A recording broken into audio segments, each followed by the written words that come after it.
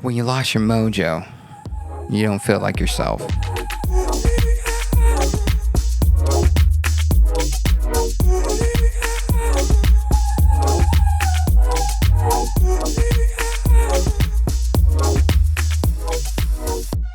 Hey, what's up, guys? Welcome back to another episode of the Suga Crave Show. Today's episode, kind of want to go through just recent news with Liam Payne, his death accident in Argentina, which is just a fucking tragedy, man. Just so young, super talented, and yeah, just like when you're battling with drugs and alcohol or any kind of addiction, it's just so, man, it's so sad. Especially you're so talented and you feel like you rely on those addictions that you feel that without them you're not as at that level that you are perceived to be at. So that addiction drives in a sense, it manipulates you thinking that your creative drives that. Which understandably, like I feel like a lot of hallucinogenics, drugs could spark up sort of creative mindset, like back in the 60s and the 70s doing LSD, and from the 90s to now with ecstasy and MDM and MDMA. As you can see, that's affecting me right now because I've had my fair share. Like, I think what kind of hits home about this death is that him battling with alcohol and other substance, and just a crazy accident, falling off a balcony in a hotel, the third story. Man, it's nuts. And it's like, what if someone was able to give him that one conversation, that one session that he can listen to, or you listen to him and try to plead for, care. And it's just hard, man. Hard when someone is just so far gone to the point that you can't do much. You can't save them just because the addiction is so bad to the point that they can't hear anybody. They have to go through something so dramatic to change their life. At least speaking for myself, I think the one thing that changed me in my point was when I knew alcohol was so in control of my art. Like, I would be at this desk and I had to have some type of alcohol. Mine was Jack and Coke. I just love rum and Coke. It didn't even have to be Jack. It could be any other type of rum. But yeah, it was like, or whiskey. Either of those two. It was whiskey or rum. Mostly whiskey. And that drove me, like, I felt like a baby. I needed my bottle in order to function, in order to be creative into creating these samples and all that stuff. And it just got so addicting to the point that luckily I had a moment of thought of like, oh man, this is overpowering. I talked to one of my uncles that, battles with alcoholism, and he kind of inspired me to run, to do marathons. And it was funny. It went from like having an alcohol addiction to now having a workout addiction. But with addiction, I feel like you don't completely it doesn't leave your life. It's always going to follow you with another addiction, because you need to find either some type of addiction. I mean, there's many forms of addictions with, of course, like, alcohol, drugs. But then you have people that work out, people that are active, people that are drawing, doing art, singing, business. They're so addicted to the point that it eventually ruins relationships as well. And that's the thing, is like, people,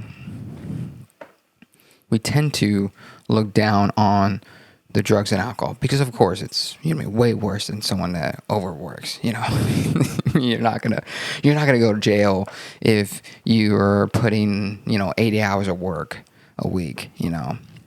And so, your family might not love it, but at least with that addiction, it's more accepted.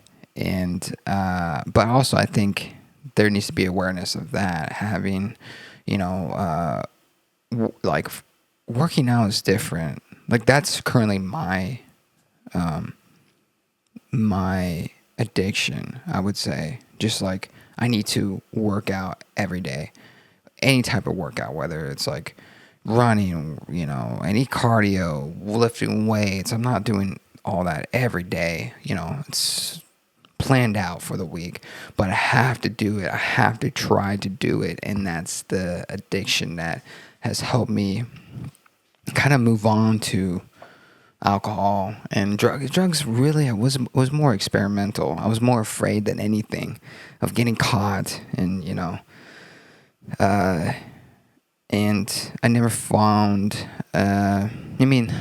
Shrooms I did. Shrooms was cool. Shrooms was like a whole another like emotional experience, but with alcohol, I felt like it drove me. It drove me to be creative.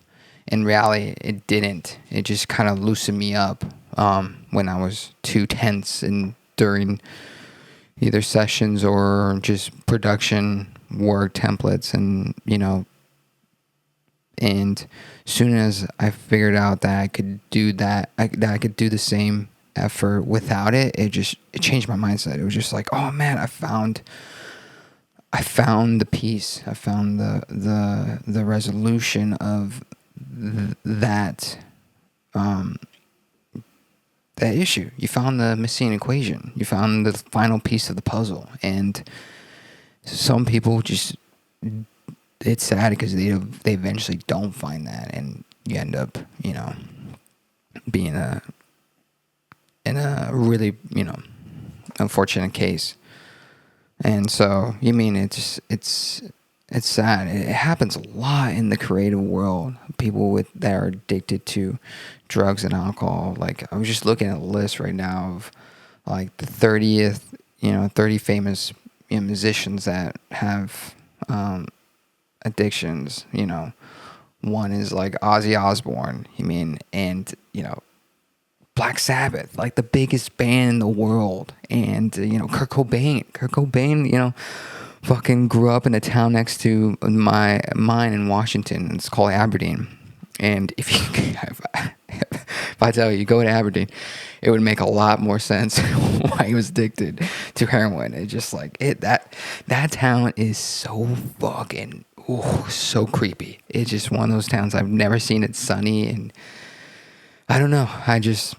Every time I had to go over there, when I was in high school or middle school playing sports, we'd go over there and play against them, and it was creepy. It was a creepy town.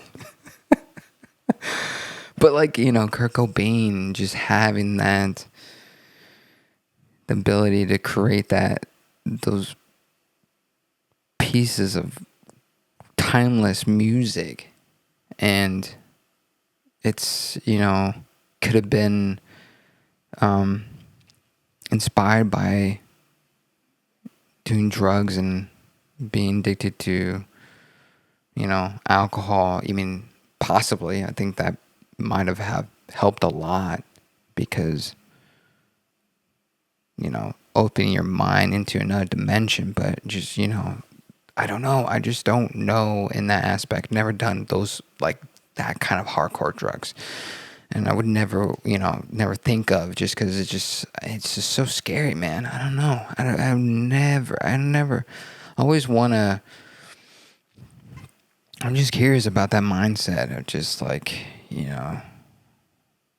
like your life has to be in such disarray to the point that you just go after such a hardcore drug like heroin or crack and all that and stuff. It's just like it's baffled, just because I've never been in an environment in that way. So I try to,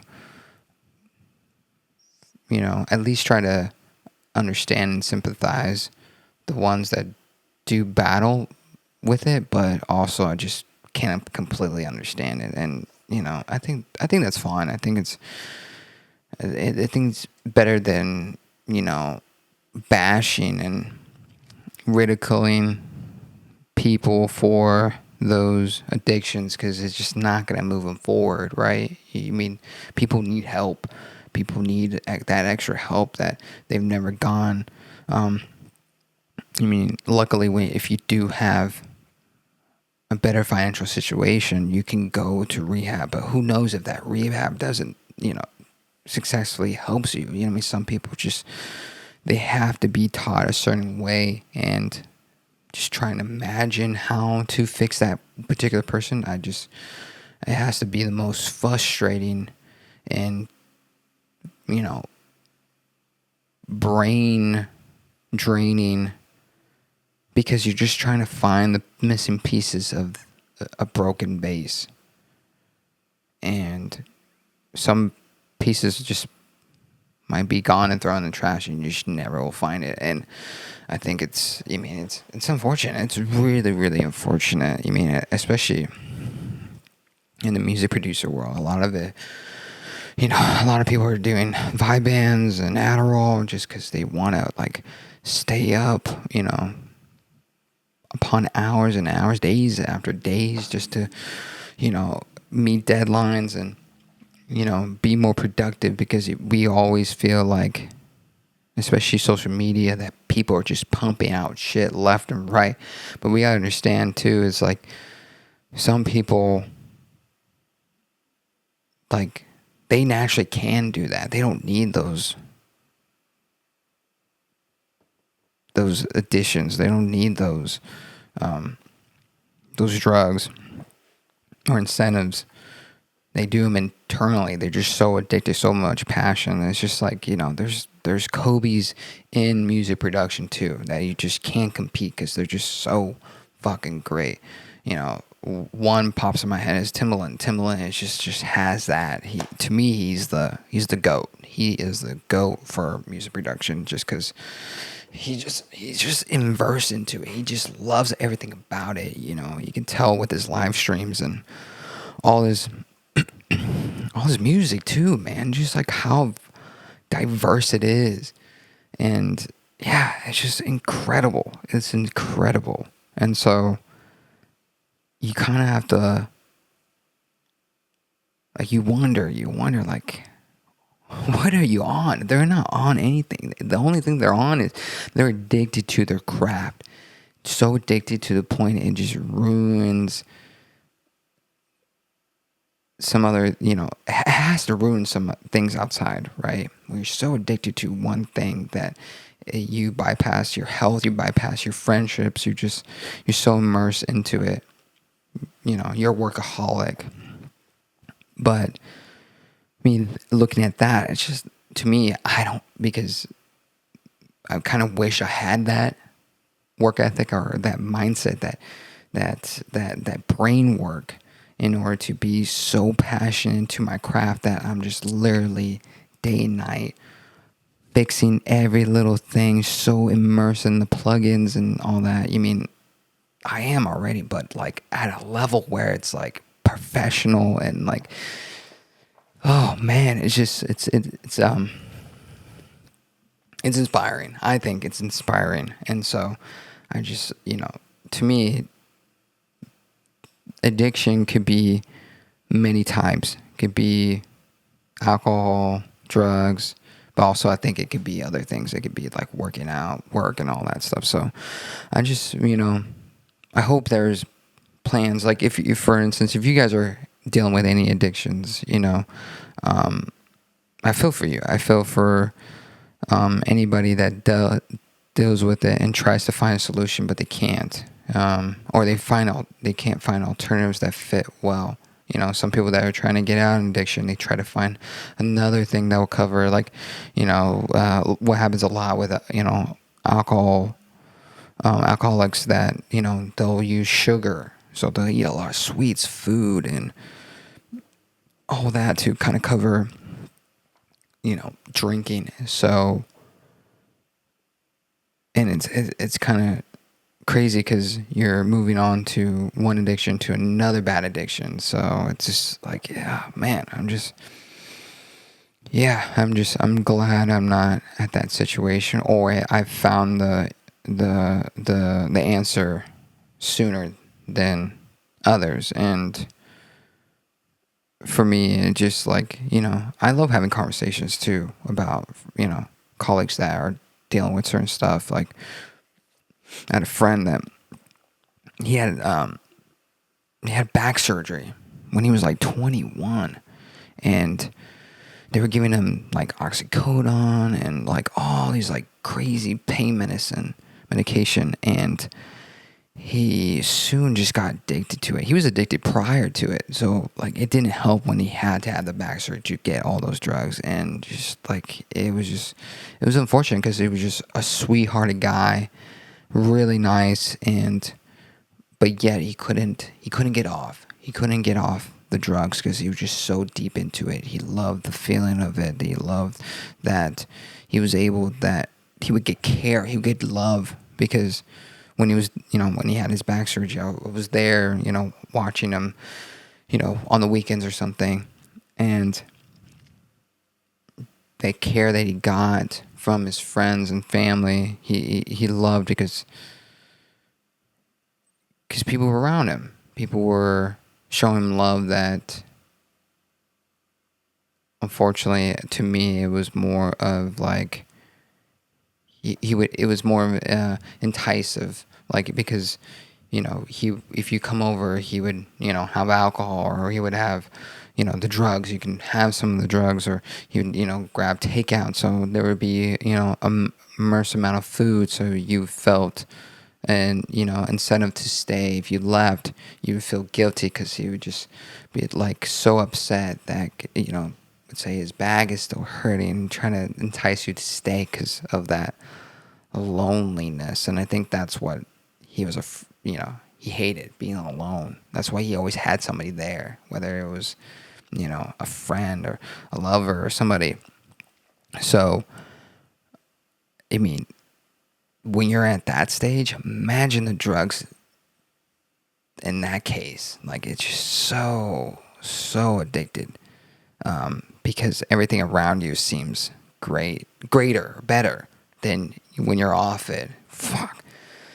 And if that's the case, man, yeah, I don't know. Hey guys, ever wonder where I record my videos or podcasts? Most of the time, it's at Design Sound Studio. It's about 3,000 square feet with a full lighting rig. No need to spend thousands of dollars for lighting rentals. We got it all set up for you guys. And we even have 2 flex rooms that could be used as makeup rooms, dressing rooms, or even a production office. I'm telling you guys, it's a perfect spot if you guys want something private without being interrupted by a noisy drummer next door. Our space is just gonna make your production rehearsals run so smoothly. And the best part is we're open 24 hours, 7 days a week. So if you're ready to book your session, head over to designsoundstudio.com and get a quote from us today.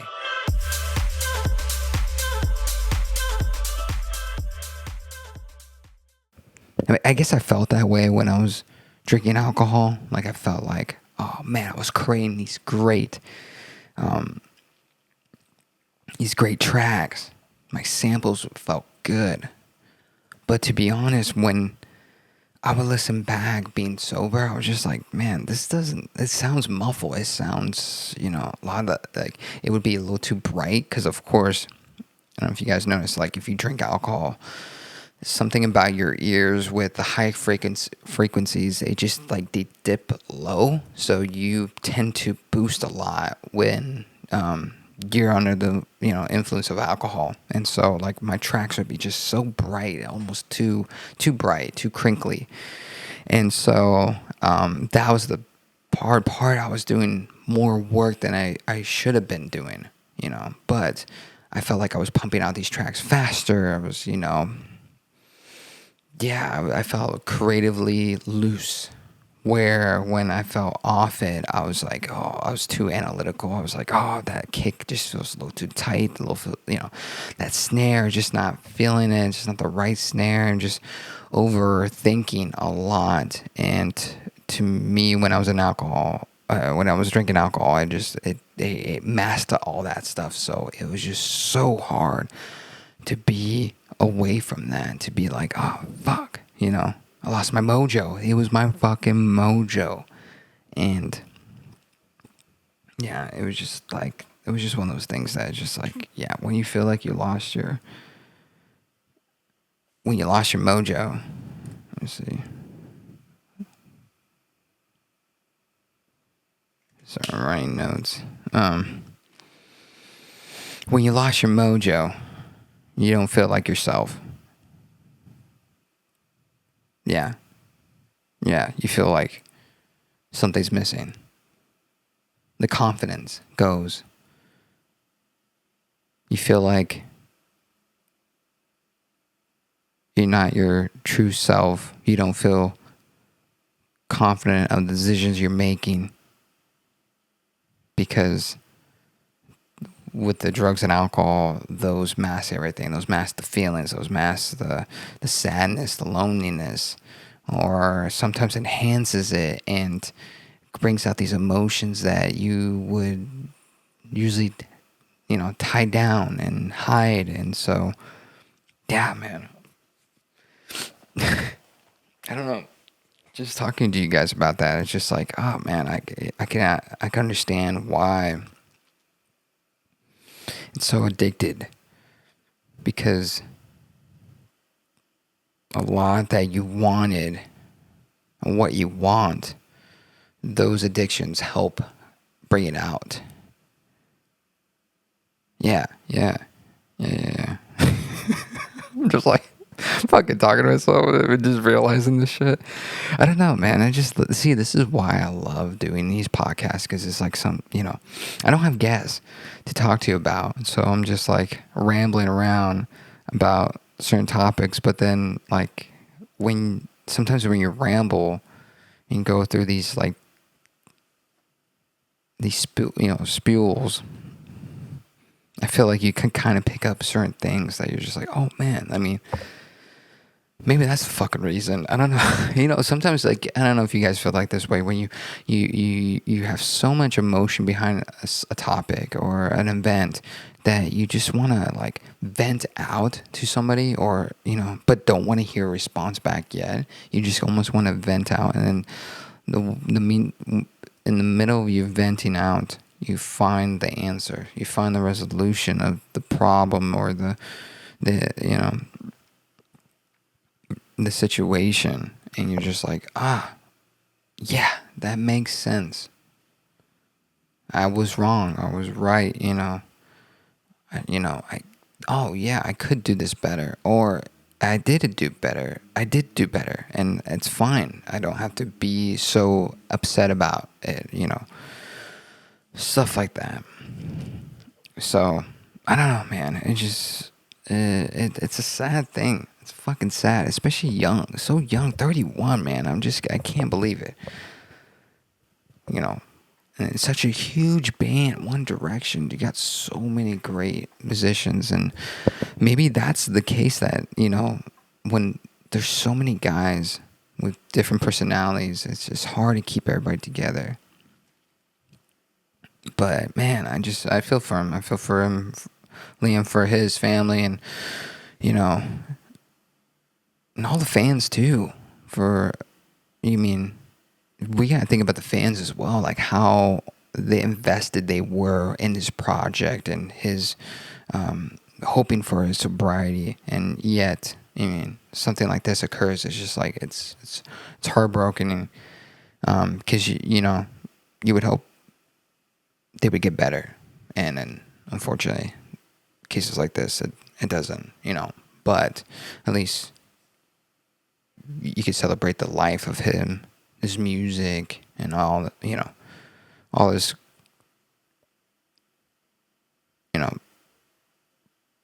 all his projects, his work.